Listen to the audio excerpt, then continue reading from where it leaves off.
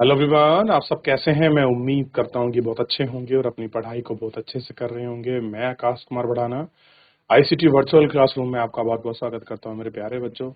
जैसे आपको पता है मेरे प्यारे बच्चों, बेसिकली हमारी आपका जो है 11वीं क्लास है और 11वीं क्लास में हम लोग आए हैं फिजिकल ज्योग्राफी चैप्टर नंबर 8 को हम प्रारंभ करेंगे। 7 चैप्टर में आपको कंप्लीट कर चुका हूँ। 8 नंबर चैप्टर पढ़ते हैं। यह है वायुमंडल का संगठन और आपका संरचना है। एटमॉस्फेरिक स्ट्रक्चर्स को हम लोग देखेंगे कि एटमॉस्फेयर में क्या दिक्कत है, ठीक है, और एटमॉस्फेयर क्या है उस पर हम लोग बात करेंगे और उसी पर हम लोग आपका चर्चा करेंगे कि क्या है एटमॉस्फेयर, उसी पर एक एक बात करते हैं। क्लियर है। सबसे पहले देखिए, ये हमारी अर्थ है। क्या है? हमारी अर्थ है।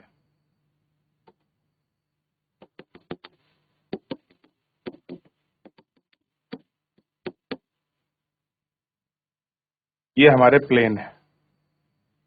ये कैसे है? हमारे मैदान है।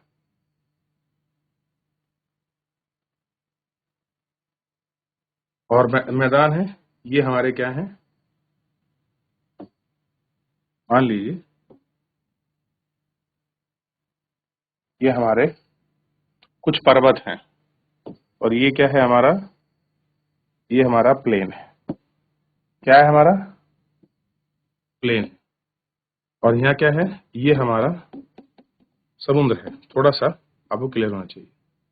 ये क्या हो गया? हमारे ये हमारे समुद्र हो गए और ये क्या हो गए? हमारे आपके ये हमारे मैदान हो गए और ये क्या हो गए? हमारे ये हमारे हो गए पर्वत।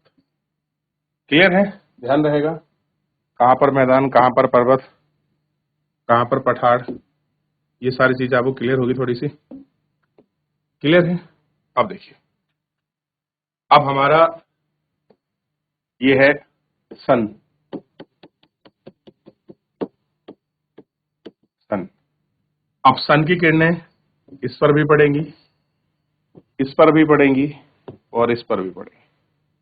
क्या पड़ेंगी? तीनों पर क्या पड़ेंगी? किरणें पड़ेंगी।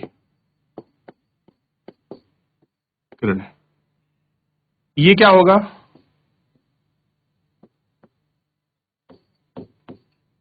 देर से गर्म होगा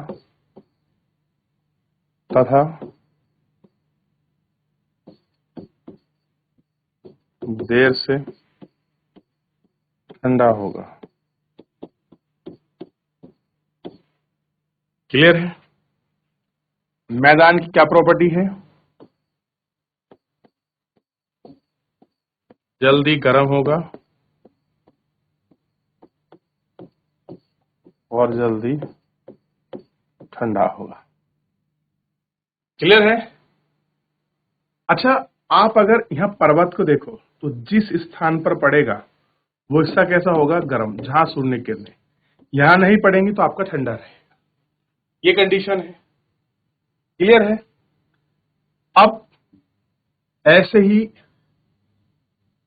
हमारे यहाँ कुछ आपका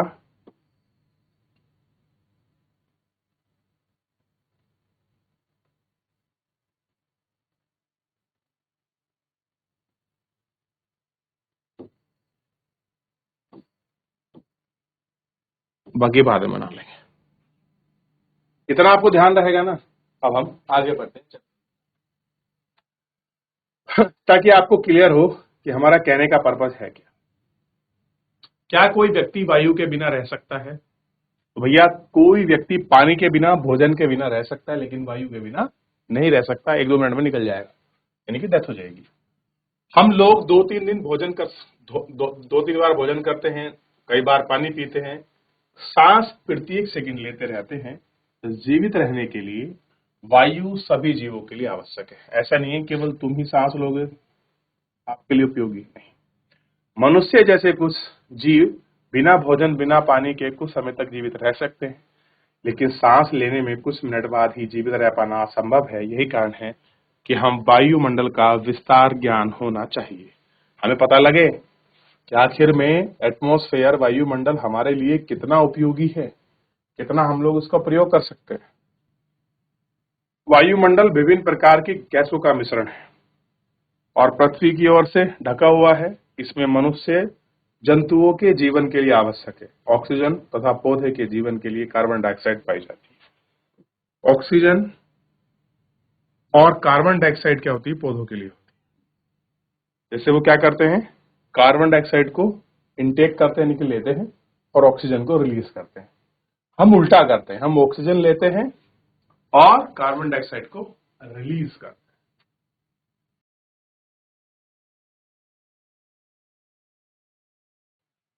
चलिए, पृथ्वी वायु के द्रव्यमान का अभिन्न अंग है। इसके कुल 99% पर 22 किमी पर ऊंचाई तक स्थित है। वायु रंगहीन गंधहीन गैस होती है। जब वह पवन की तरह बहती है तो हम इसे महसूस कर सकते हैं। जब ये बहती है ना, तब इसको हम महसूस करते हैं। तो ध्यान देंगे, रंगहीन और गंधहीन। रंगहीन, गंधहीन, कोई रंग ना होना, वो तो क्या है, रंगहीन है। गंधहीन, कोई गंध। गंध का मतलब समझते हो, किसी प्रकार की कोई खुशबू, महक, ऑब्लिक महक ना होना। ये सारी चीजें इसमें आती हैं और इसमें रखी जाती हैं और इसको हम लोग देखते हैं। क्लियर है। बात करते हैं वायुमंडल का संगठन। गैस, जलवाष्प, धूल के कण से बनता है। वायुमंडल की ऊपरी परत में गैसों का अनुपात इस प्रकार रहता है जैसे 100 किलोमीटर 120 किलोमीटर की ऊंचाई पर ऑक्सीजन की मात्रा नगण्य हो जाती है। यानी कि आप अगर अर्थ से 120 किलोमीटर तक पहुंच गए तो यहां सोचिए, ऑक्सीजन 100% में से शायद 2% आपको मिले या वो भी ना मिले। इसका मतलब ये है। इस प्रकार कार्बन डाइऑक्साइड गैस एवं जल वाष्प पृथ्वी की सतह से 90 किलोमीटर दूरी तक। तो देखिए, थोड़ा ध्यान दीजिए, हम इनको ऐसे ही समझते और पढ़ते चलेंगे तो हमें चीजें क्लियर हो जाएंगी। ठीक है। अब जैसे इन्होंने क्या बताया कि मान लीजिए अगर हम बात कर रहे हैं, इसकी बात कर रहे थे यहाँ हम ऑक्सीजन, तो अगर हम बात कर रहे हैं O2 और बात कर रहे हैं CO2 प्लस जल वाष्प, इनको हम लोग देख रहे हैं। O2 में अगर आप देखोगे, ऑक्सीजन को देखोगे, ये कहां मिलेगी, 120 किलोमीटर तक मिलेगी और ये कहां तक मिलेगी आपका, 90 किलोमीटर तक। समझने का प्रयास कीजिए।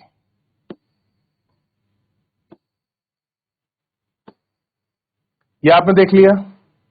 अगर हम इस छोर से 120 किलोमीटर पर बढ़ जाएं तो यहां तक हमें अगर आप देखोगे तो जो ऑक्सीजन है आपका, O2 जो आपका 100% है, ये नीचे, ये 120 किलोमीटर पहुंचने पर शायद 2% ये नगण्य बचे। यानी कि 120 किलोमीटर की हाइट पर जाने पर हमको सांस लेने में दिक्कत होती है। और अगर आप बात कर रहे हैं किसकी, जल वाष्प, जल वाष्प और CO2, ये कहां मिलेंगी, केवल ये इसके 90 किलोमीटर तक ही मिलेंगी। ठीक। यानी कि 120 किलोमीटर पर जाकर ऑक्सीजन 0 है और 90 किलोमीटर पर जाकर CO2 और ये 2 है। तो क्वेश्चन बन सकता है कि कार्बन डाइऑक्साइड की तुलना में ऑक्सीजन अधिक ऊंचाई तक पाई जाती है। दूसरा क्वेश्चन बन सकता है कि ऑक्सीजन की तुलना में कार्बन डाइऑक्साइड जलवाष्प जो है कम ऊंचाई तक पाई जाती है, लगभग 90 किलोमीटर और ऑक्सीजन 120 किलोमीटर। तो इस प्रकार से भी स्टेटमेंट बनाकर हमसे पूछ सकते हैं।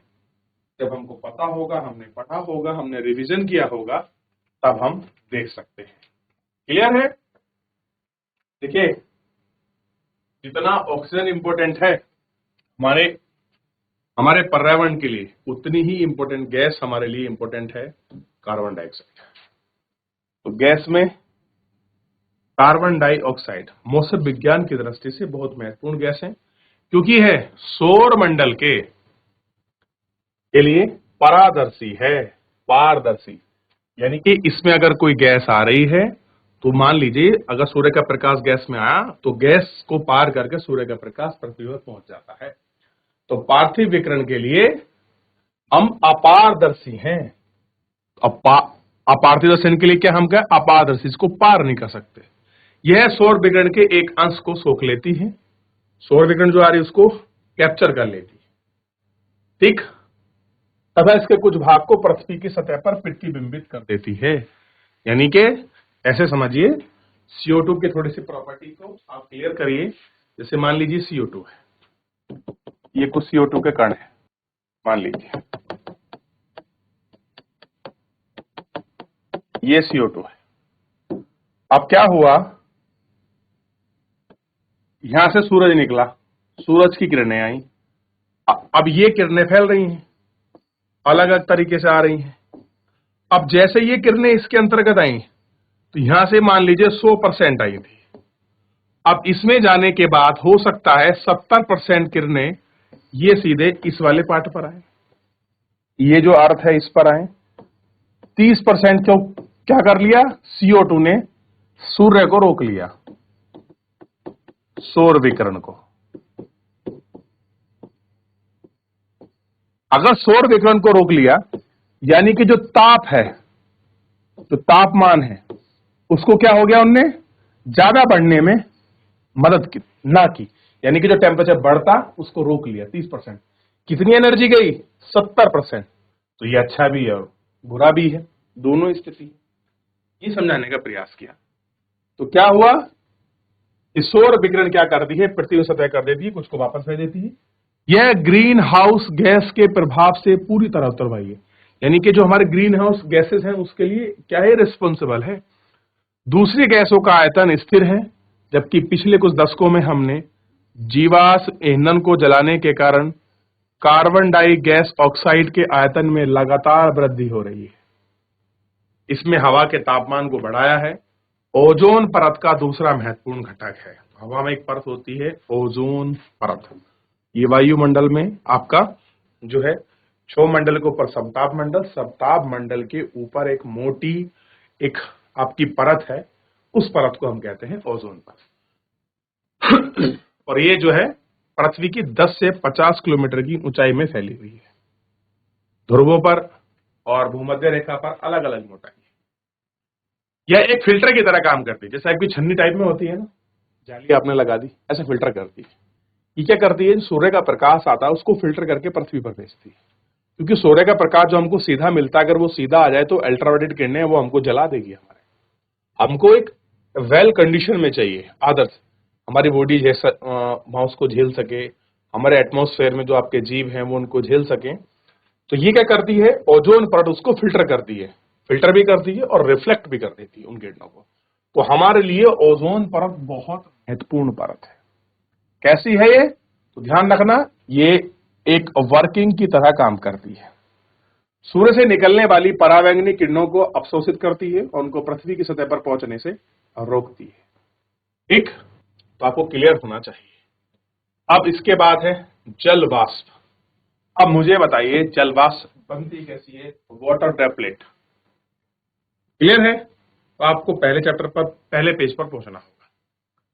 सूर्य की किरण है मान लीजिए, और अगर ये सूर्य की किरणें यहां पर तापमान को गर्म करेंगी तो तापमान को गर्म होकर हवा क्या होगा, पानी गर्म होगा, वेपराइज होगा, और वेपराइज होकर हवा क्या हो जाएगी, ये एटमॉस्फेयर में कुछ जल वाष्प के कण हवा के साथ, कणों के साथ, नमक के कण के साथ, धूल के कण के साथ मिलकर इस अर्थ से ऊपर उठ जाएंगे एक ऊंचाई तक। क्योंकि ज्यादा ऊपर जाएंगे तो आपका टेम्परेचर कम हो जाएगा, टेम्परेचर कम होगा तो वो आपके संघनन कर लेंगे, कंडेंसेशन, बादल बन जाएगा, फिर आपकी बारिश करेगा। तो इस प्रकार से वो गर्म हो जाती है। क्योंकि भैया आपको पता है टेम्परेचर है यानी कि सन, अगर मैं टेम्परेचर की जब भी बात करूंगा तो आपको क्लियर होना चाहिए कि तापमान का हमारे पास एक ही फैक्टर है और उसका नाम है सन, सूरज। क्लियर है? और ये क्या करता है, हमारी अर्थ को क्या देता है, ऊष्मा प्रदान करता है, हम जिसको हीट कहते हैं, इसको आप तापमान भी कह सकते हैं। ये क्या करता है, हमको हीट या आपका तापमान प्रोवाइड कराता है। और जैसे ही यहाँ ये तापमान आता है, ये हवा इससे वेपराइजेशन होकर ऊपर पहुंच जाते हैं। क्लियर है? ठीक। तो फटाफट से, अभी हमने रुके हैं ना कुछ किया है, जल्दी से आप देखने का प्रयास कीजिए। CO2 गैस, जलवाष्प, ऑक्सीजन। जलवाष्प वायुमंडल में उपस्थित ऐसे परिवर्तनीय गैस हैं जो ऊंचाई के साथ घटती हैं। यानी कि अगर आप हाइट पर बढ़ोगे तो इनका जो आपका परसेंटेज है यहाँ बहुत ज्यादा हो, शायद यहाँ बहुत कम ऐसे मिले। तो ऊंचाई के साथ ये चीजें घटती हैं। मैंने अभी बताया 90 किलोमीटर तक मिलती है, उसके ऊपर शायद ना मिले, यानी कि मैक्सिमम 90 तक है, उसके ऊपर नहीं है। हालांकि नीचे ही जो है 20-15 किलोमीटर पर ही 80-90% मिल जाती है। ठीक। उष्ण मतलब गर्म, आर्द्र उष्ण मतलब जहां आपका ह्यूमिडिटी गर्म है, और कटिबंध क्षेत्र में हवा आयतन में 4% में होती है, आयतन का 4% होती है। क्लियर है? जबकि ध्रुवों पर, ठंडे और रेगिस्तान में, शुष्क प्रदेश में यह आयतन के 1% के रूप में होती है। यानी कि उष्ण कटिबंधीय क्षेत्रों में ज्यादा होती है, ध्रुवों में और रेगिस्तान में कम होती है। ये हमें ध्यान रहना चाहिए। यानी कि जो गर्म इलाके हैं वहां पर 4% के रूप में, और जहां पर आपके ठंडे और ड्राई हैं, जहां पानी का क्षेत्र नहीं है, वहां पर कम होती है। विषुवतीय वृत्त से ध्रुवों की तरफ जाने पर जलवाष्प की मात्रा कम होती है। ये पृथ्वी का बीच का हिस्सा है, और आप इस बीच के हिस्से से ऊपर की तरफ जा रहे हैं तो क्या होगा, जलवाष्प की मात्रा कम होती है। यानी कि भूमध्य रेखा से ध्रुवों की तरफ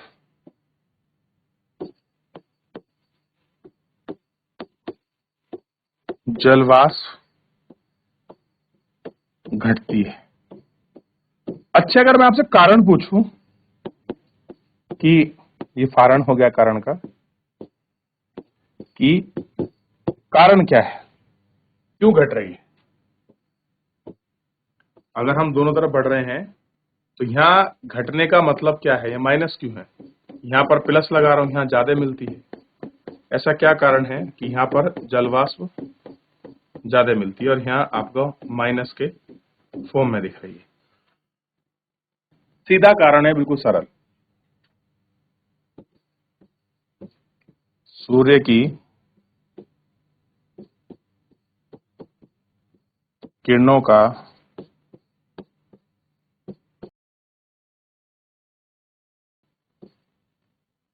तिरछापन क्या है? सूर्य की किरणों का तिरछापन। सन निकल रहा है, यहाँ तो सीधी पड़ेंगी तो इसलिए प्रकाश कैसा प्राप्त होगा, ज्यादा। यहाँ आपकी तिरछी पड़ेंगी, यहाँ तिरछी पड़ेंगी, यहाँ कम टेम्परेचर प्राप्त होगा, यहाँ ज्यादा होगा और यहाँ भी ज्यादा होगा। क्लियर है? चलिए, ध्यान रहेगा। आगे बढ़े। जलवाष्प क्यों बनती है, घटती कैसे, ध्रुवों की तरफ, सारा कारण हमने पढ़ लिया।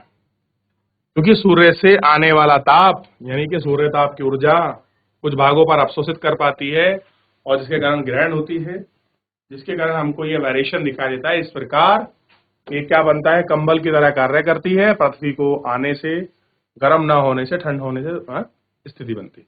कुछ भाग अवशोषित होती है और पृथ्वी से निकलने वाला ताप को संग्रहित करती है, यानी कि जो हीट जाती है उसको ये कैप्चर कर लेती है और एक कंबल की तरह काम करती है। कंबल का मतलब क्या होता है, हीट को रोक लेना। जब आपको सर्दी लगती है, आप क्या करते हैं, कंबल को ओढ़ लेते हैं, फिर आपको सर्दी लगनी बंद हो जाती है। अब सर्दी में आप कंबल हीटर थोड़ी लगा है, आपकी बॉडी से निकलने वाली एनर्जी को ब्रेक कर देता है। ठीक, तो उससे क्या होगा, ना तो गर्म होगा ना ठंडा होने देती है। तो जलवाष्प वायु को स्थिर और अस्थिर होने में योगदान देती है। तो कैसा है, कांस्टेंट और अनकांस्टेंट दोनों कंडीशन में वाटर ड्रॉपलेट यानी कि जल वाष्प जो है आपका काम करते हैं। वेपराइजेशन जो है, जो क्रिया है, उसके माध्यम से क्या करते हैं, पृथ्वी को स्थिर और अस्थिर होने का काम करती है। अब इसके साथ एक इंपॉर्टेंट अगला फैक्टर जो बहुत इंपॉर्टेंट है, जो आपको पढ़ने को मिलेगा, धूल के कण पार्टिकल्स होते हैं, डस्ट पार्टिकल। वायुमंडल में कुछ छोटे ठोस कणों को रहने की क्षमता होती है। अब वो बहुत बारीक बारीक महीन कण हैं, आप उनको देखोगे बायोस्कोप वगैरह से तो आपको दिख जाएंगे कि हमारे एटमॉस्फेयर में, शायद मैं अभी सांस ले रहा हूँ तो बहुत बारीक महीन कण होते हैं जिनको हम अभी नंगी आंखों से यानी कि फिलहाल ऐसे नहीं देख सकते। क्लियर है। अब जैसे मान लीजिए मैं कुछ ऐसे करूं तो कुछ धूल के कण हमको दिखाई देते हैं, लेकिन कुछ हमारे एटमॉस्फेयर में ऑलरेडी घूम रहे। अब मान लीजिए कण घूम रहा है तो ये मुझे कुछ दिखाई देगा, बहुत से मेरे को नहीं दिखाई देंगे। क्लियर है। तो ऐसे ही क्या होता है, वाटर ड्रॉपलेट ये सब हमारे एटमॉस्फेयर में क्या है, विद्यमान है, और ये सब हमारे एटमॉस्फेयर में हमको दिखाई देते हैं। जैसे कि समुद्री नमक के कण हैं, महीन मिट्टी के कण हैं, धुएं की ब्लैक जो आपका राख है वो है, परागरण है, आप देखते हैं, ठीक। और उल्काओं के हुए बाप के टूटे कण जो हमारे खगोलीय पिंड के जो कुछ भाग टूट जाते हैं उनके अंश है, ठीक। और जल वाष्प भी इसी का हिस्सा है। ये सब मिलते हैं। सूर्यकाल वायुमंडल के निचले भाग में मौजूद होते हैं, फिर भी इन्हें संवहनीय वायु प्रवाह में इन्हें काफी ऊंचाई तक ले जाते हैं। अब जैसे गर्म होगी वायु, ये वायु से जुड़ जाते हैं और इनको अच्छी ऊंचाई तक हाइट मिल जाती है। धूल कण का सबसे अधिक जमाव उपोष्ण और शीतोष्ण, उपोष्ण और शीतोष्ण प्रदेश में सूखी हवा के कारण होता है। थोड़ा समझ लीजिए क्या बता रहा है, उपोष्ण और शीतोष्ण। थोड़ा मैं दोनों कंडीशन आपको समझाने का प्रयास करता हूं ताकि आप इसको समझ लीजिए। ये 0 डिग्री, ये 23 डिग्री। अब ये तो क्षेत्र कैसा हो गया, ये भी उष्ण है, और भैया यहां भी आपको उष्ण मिलेगा, उष्ण। तो इतना क्षेत्र तो आपको टोटल उष्ण मिल रहा है, गर्म। और 66.5 तक, हाफ तक, दोनों गोलार्ध में ये कैसा मिलेगा, उपोष्ण। और ये कैसा मिलेगा, उपोष्ण। और ये कैसा मिलेगा, यहां से ऊपर वैसे क्या मिल जाएगा, शीतोष्ण। और ये कैसा होगा, ये तो आपका शीत ही होंगे, जो पोलर एरिया है वो तो शीत ही होते भाई। ये कैसे होंगे, शीत। तो यहाँ कैसे होंगे, शीतोष्ण। तो जो आपको जलवाष्प है वो क्या कर देगी, यहाँ तो पानी गर्म होगा, हवा गर्म होगी, ऊपर उठेगी, तो ये क्या कर देंगी, इन क्षेत्रों को पार कर जाएंगी और इधर यहां तक पहुंच देंगी। तो क्योंकि गर्म होने की वजह से ये क्षेत्र को पार कर जा रही है। क्या हो रही है, हवा ये गर्म होने की वजह से इन क्षेत्रों को पार कर जाती है। इसलिए आपको बिल्कुल स्पष्ट रूप से ये सारी चीजें दिखाई देंगी, उष्ण और ये सारे प्रदेश, ठीक। और विषुवतीय और ध्रुवीय प्रदेश की तुलना में ये अधिक मात्रा में जमे होते हैं। धूल और नमक के कण आर्द्रता ग्रहण करते हैं, ह्यूमिडिटी को एक्सेप्ट कर लेते हैं, और कार्य जिसे चारों तरफ जलवाष्प संघनित होकर मेघ बनती है। कह रहे इन्हीं सभी धूल के कणों के साथ राख हो गया, मिट्टी हो गया, नमक हो गया, परागण हो गया, टूटे उल्का पिंड के साथ जलवाष्प मिल जाती है और मिलकर क्या करती है, बादल बनाती है, कपासीय मेघ। क्लियर है, उच्च स्तरीय मेघ, झंझावत वाले बादल, ये सब इनके साथ मिलकर ही संघनित होकर मेघों का निर्माण करती है, यानी कि जो बादल हैं उन बादलों का निर्माण करती है। ध्यान रहेगा क्या हो रहा है, बादलों का निर्माण। अब आपको क्लियर होना चाहिए कि आखिर में बादलों का फॉर्मेशन होता कैसे है। तो इतना बेसिक कंसेप्ट आपको क्लियर हो गया। मेरा समझाने का मतलब थोड़ा सा यही था कि आप समझो। तो आपको क्लियर हो गया होगा भाई बादल वगैरह कैसे बनते हैं, ये सारी चीजें हमने पढ़ा। कहां कहां पर हमको वाटर जो आपका ड्रॉपलेट है मिलेंगी। तो अगर मैं आपसे पूछ लूं कि जी भैया ध्यान रखना है, जो उपोष्ण तथा शीतोष्ण, ना कि बेटा शीत, ये वो क्षेत्र हैं कटिबंध में क्या मिलती हैं? धूल कण पाए जाते हैं। क्या मिलते हैं इनमें? धूल कण पाए जाते हैं। क्लियर है? ध्यान रहेगा, इनमें क्या मिल रहे हैं? धूल कण हमारे पाए जाते हैं। तो इतना थोड़ा सा घर जाकर पढ़िए, ध्यान दीजिए, रिवीजन करिए। चलिए मिलते हैं फिलहाल नेक्स्ट लेक्चर में। आज के लिए इतना ही।